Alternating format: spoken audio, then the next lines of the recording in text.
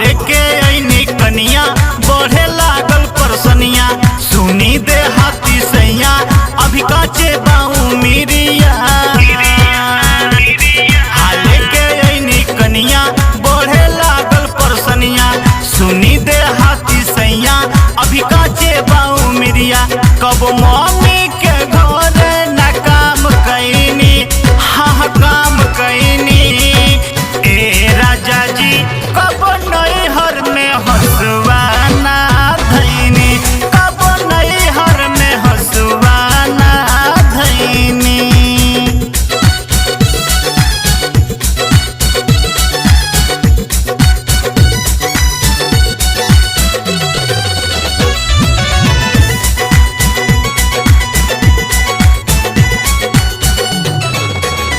रोजे रोजे जदी कटनी कराई सब मम्मी से बतिया बताई छोड़ी चल जाइब हम ससुरवा फिर कबो लौट के न आई।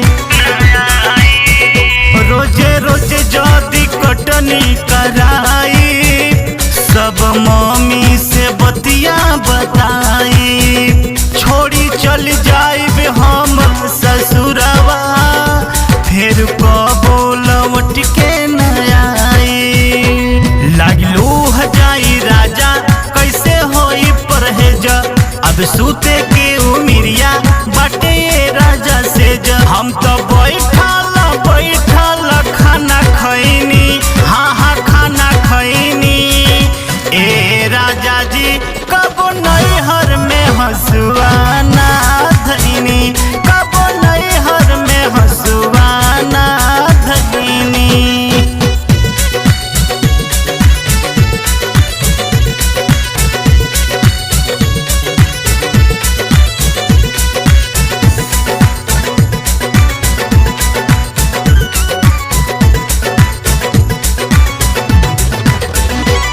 कपूर राजा ई कुल ना होई जनहा लागा दिउ है बोझा ढोई जाके कह दी लालन नीरज से उन्हीं से ही कटनी होई। एक कपूर राजा ई कुल ना होई जनहा लागा दिउ है बोझा ढोई जाके कह दी लालन नीरज से उन्हीं से ही कटनी होई। गोर दहिया हो